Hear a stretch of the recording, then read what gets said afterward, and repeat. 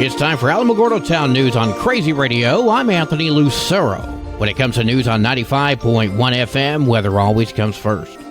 A deepening positively tilted trough swinging through the Midwest will promote snowfall over portions of the central Appalachians. Moderate snow is possible over portions of the southern Allegheny and Appalachian Plateau, with lesser amounts elsewhere in the region. Things should begin to wind down by tomorrow evening.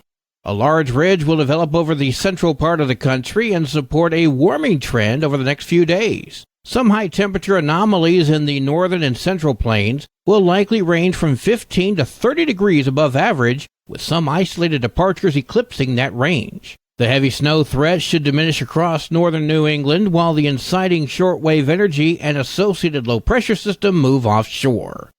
Closer to home, temperatures remain in the 60s this week under sunny skies. We'll have another look at the weather following this news.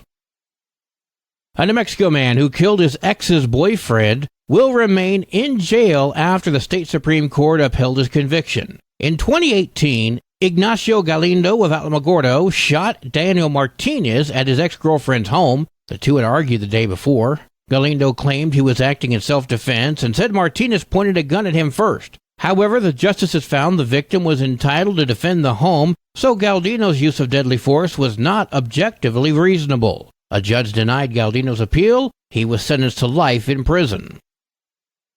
As a reminder, the Alamogordo City Commission meeting is tonight at 6:30 at Commission Chambers. There's a couple of dilapidated buildings to handle, canceling the Christmas week meeting, amending the alcoholic beverage regulations as well as the peddler and solicitor regulations, and finally, amending unauthorized presence in drainage canals, arroyos, and irrigation channels, curfew, and truancy. The County Commission meeting is Thursday at 9 a.m. With regards to both meetings, we plan on having audio from those meetings the day following. Please be aware that the City of Alamogordo facility maintenance crew will be installing a protective crosswalk at the intersection of New York and 10th today. Expect the work happening from 7 until 5. During this time, residents in the affected area will experience temporary lane blockages, various city vehicles and equipment, orange barrels, increased signage, and or occasional flagmen. Appropriate detour signage will be erected in order to direct traffic. Please follow all posted signage and use extra caution when traveling in the area. The Alamogordo Parks and Recreation, as well as the Boys and Girls Clubs of Otero County, are excited to announce registration for the Joint Recreation Club Basketball League. The program introduces and emphasizes fundamentals, good sportsmanship, participation, and teamwork. Any and all skill levels are welcome from ages 7 to 12. The season dates are January 8th through March 9th, with an end-of-season tournament March 15th through the 17th. Practices will be Monday, Wednesday, or Tuesday, Thursday. Games will happen Friday nights or Saturday mornings. The cost per child is $55, and it includes a T-shirt. If you have any questions, 575-439-4142.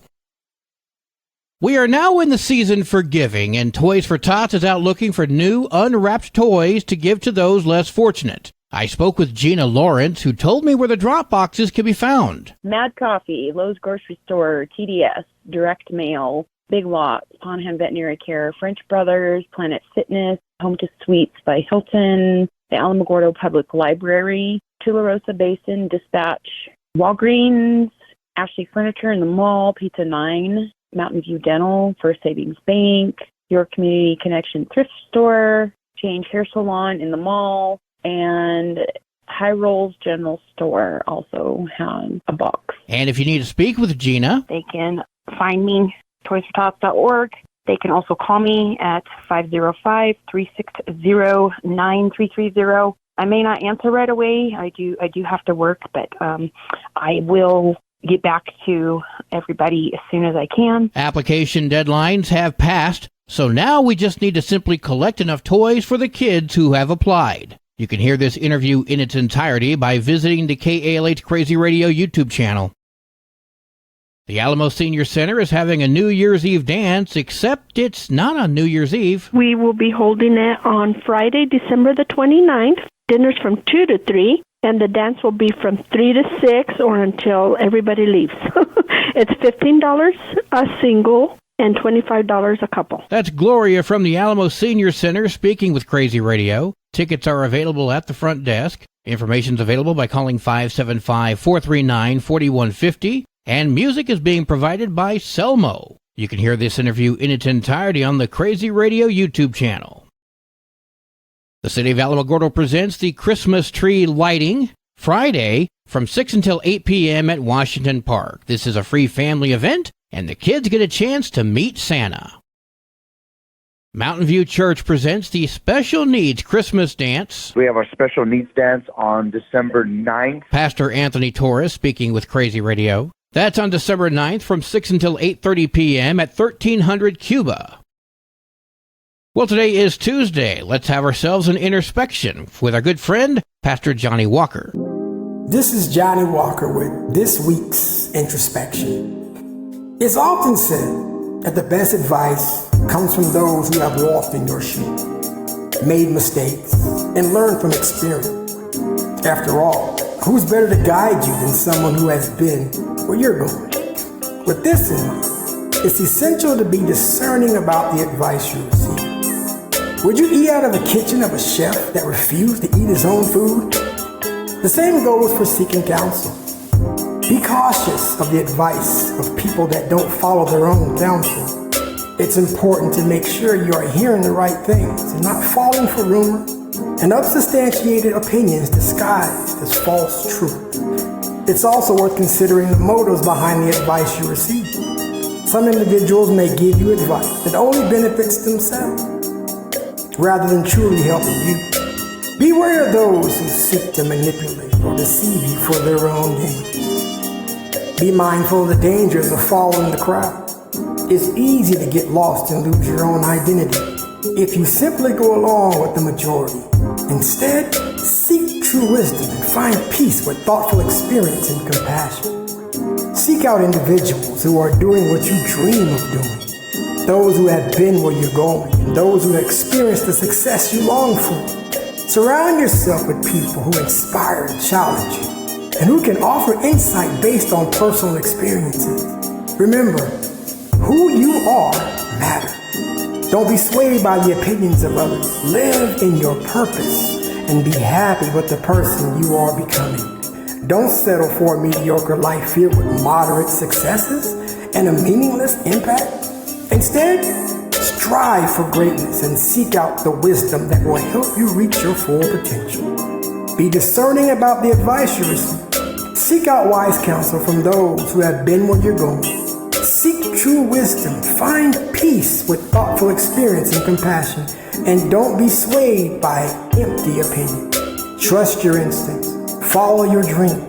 And create the life you were meant to lead. Remember, the best advice often comes from those who have walked the path before you. Stay true, be blessed, and we'll see you again on next Tuesday on Crazy Radio.